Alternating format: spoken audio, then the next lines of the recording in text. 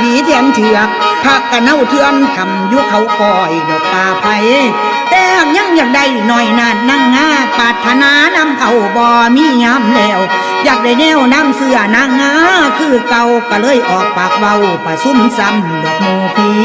คงเขียดนี่ทุกทีทรณี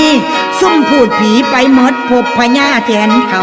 ไผเสียวนั่งได้มีรางวัลย่อมอบสิตอบแทนทุกด่านแทนเท่าเว้าต่อเขาครั้งแรกแม่งงอดเว้าอาสาทานพญาแทนแม่งงอดมาวางแผนอยู่ฟื้นหุงเขา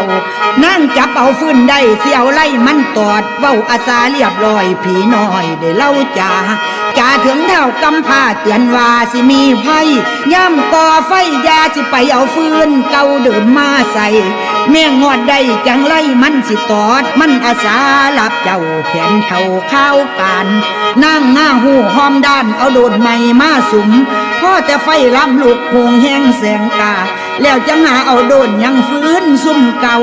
ยัดเขาไฟบ่อให้เบาตายพร้อมทำกันส่วนว่าขี้เข็บนั่นก็มาอยู่ในกองฟืนปืนอาสาพญาแถนก็รอตายแต่ข้าวจี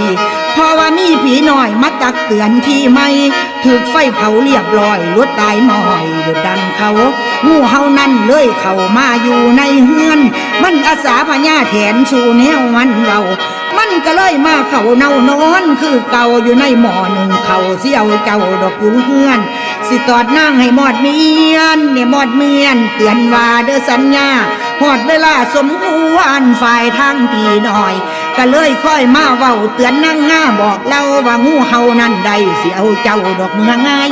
นั่งหน้าหูหอมหายก็เลยก่อกองไฟเจาะเข้าไปมืออัดปึ๊บแล้วยกเอามาไว้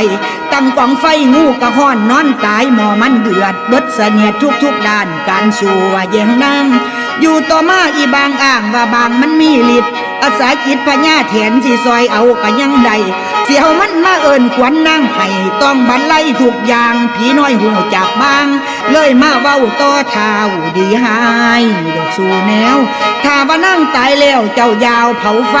ยาวไปฝังดินย่างใดเด้ออายตายให้เอาเก็บไว้เงินตนคือเก่า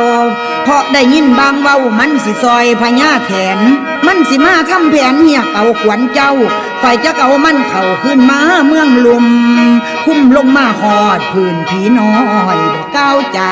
เว้าแล้วเมียกำพาคือว่าตูตายไปเถอะเท่าเสียใจพ่อแห้งหลุดทำให้ถึงให้ก้าวถึง